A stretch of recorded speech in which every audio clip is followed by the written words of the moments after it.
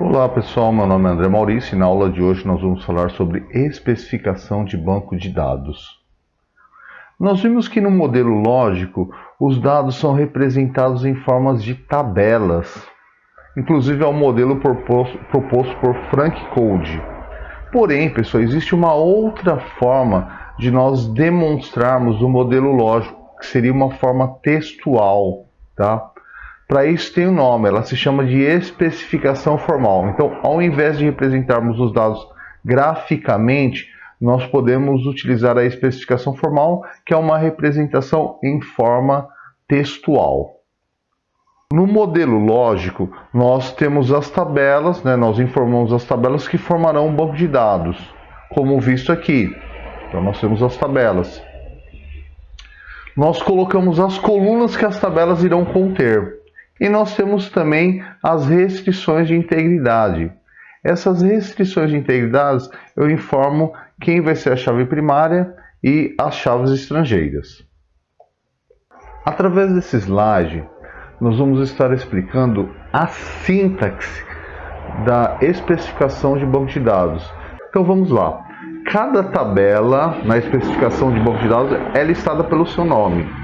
Após o nome da tabela e entre parênteses, são listados os nomes das colunas, separados por vírgula. Então veja bem, na especificação você coloca o nome da tabela, abre o parênteses e vai informar todos os campos que irão compor a tabela.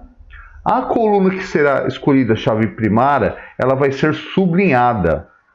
Lembrando que eu posso ter mais de uma coluna que vai ser chave primária, que seria a chave primária composta. Nesse caso, todos os campos que foram eleitos como chave primária, eu vou representar com um sublinhado. Após a definição das tabelas, serão listadas as definições das chaves estrangeiras, que aparecerão na tabela. Então, depois que eu informei os campos, eu vou colocar quem é a chave estrangeira. Eu vou informar a chave estrangeira. Se a chave estrangeira for formada por várias colunas, elas devem ser separadas por vírgulas. Então essa é a sintaxe da especificação de banco de dados. Vamos ver na prática como que ela funciona? Então, nesse exemplo eu tenho aqui uma representação gráfica, que é o que nós estamos trabalhando. E embaixo, pessoal, eu estou representando esse modelo lógico em forma de especificação formal. Observem, eu tenho o nome da tabela pessoa, abri os parênteses, informei o nome dos campos. Então, eu tenho CPF, nome e sexo. Tudo bem? No caso, observe que a chave primária ela é representada com um sublinhado. Então, ambas as formas estão corretas, porém, na especificação formal eu não informo os registros como é informado aqui. Um outro exemplo. Nesse exemplo, eu tenho uma tabela com duas chaves primárias. Então, eu tenho aí uma chave primária composta. Como que ela vai ser representada na especificação formal? Coloco o nome da tabela e, entre parênteses, informo os campos. E as chaves primárias eu informo com um sublinhado. Bem simples, né, pessoal? Então, vocês podem escolher ou utilizar a forma gráfica ou a especificação formal, que é bem mais simples.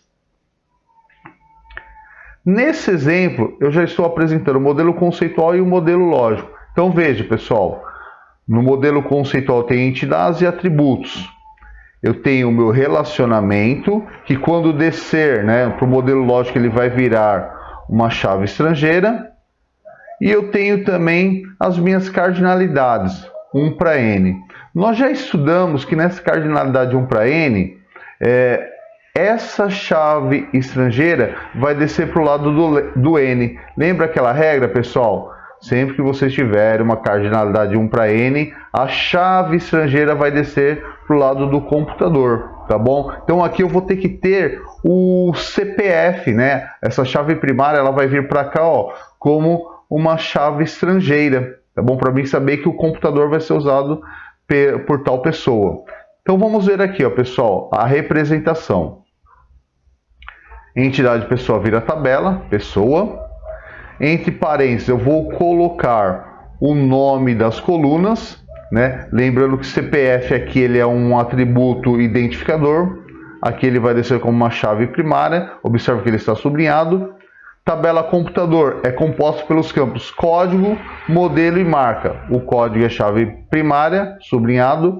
E ó, pessoal, olha o CPF aqui, né? O CPF ele é chave estrangeira. Eu coloquei ele no final dos campos. Esse P indica que é da tabela pessoa. Tudo bem? Ele é opcional, você pode colocá-lo ou não. E embaixo eu vou ter que falar que o CPF ele se referencia com a tabela pessoa. Então aqui ele é uma chave estrangeira, ele vai ter que se referenciar com a tabela pessoa, o campo CPF. Eu coloquei aqui uma representação gráfica só para a gente lembrar, né? Então, o uso ele desce para o lado do computador em forma de chave estrangeira. Eu dei o nome de PCPF e tudo que eu colocar nesse campo ele deve existir na tabela pessoa no campo CPF. Tá? Então esse campo ele se referencia com a tabela pessoa CPF. Dessa forma aqui eu especifiquei, pessoal, o meu modelo lógico, utilizando a especificação de banco de dados, uma especificação formal. Nesse exemplo, nós temos uma cardinalidade N para N. Então, uma pessoa ela pode usar diversos computadores e o computador pode ser usado por várias pessoas.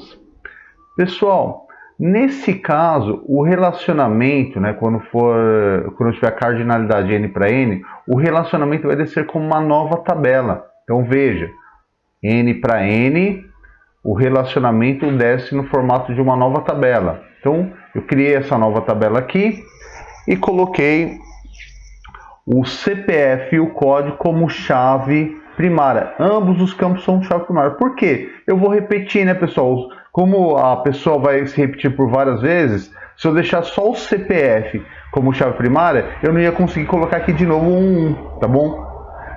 A mesma coisa para o código. Se eu deixasse o código como chave primária, só ele, eu não ia conseguir repetir o computador. Como eu coloquei chave primária composta, um dos lados eu conseguiria repetir pelo menos. Olha lá, ó. Eu estou falando que a Ana usa o computador notebook.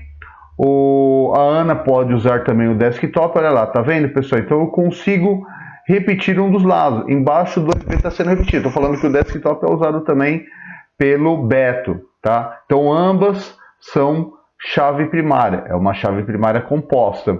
E além de ser chave primária, elas também são chave estrangeira, porque elas têm que se referenciar com a tabela pessoa, né, o CPF, e o código tem que se referenciar com a tabela computador. Bom, e a representação formal, né, a especificação formal dessa tabela?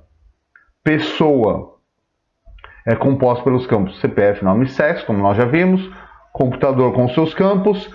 Olha a tabela usa aqui, pessoal. Então eu defini que ela vai ser uma tabela, coloquei os campos CPF e código como chave primária. Ué, André, mas ela também não é chave estrangeira? Sim, embaixo eu especifiquei, ó, que o CPF vai se referenciar com a tabela CPF e o código vai se referenciar com a tabela código, tá bom? Se referencia com a tabela código. Olha aqui, essa é a especificação formal. Notem, pessoal, que a diferença é que eu não informo os registros. Na especificação formal, não é necessário informar o registro. Ambas as formas estão corretas. Você pode escolher uma ou outra para representar o modelo lógico do seu banco de dados. Legal, pessoal, eu fico por aqui, tá? Lembrando que esse material que eu utilizei ele foi criado pelo professor Márcio Vitorino. Espero que vocês tenham gostado. Retornamos em uma próxima aula. Um grande abraço para todos.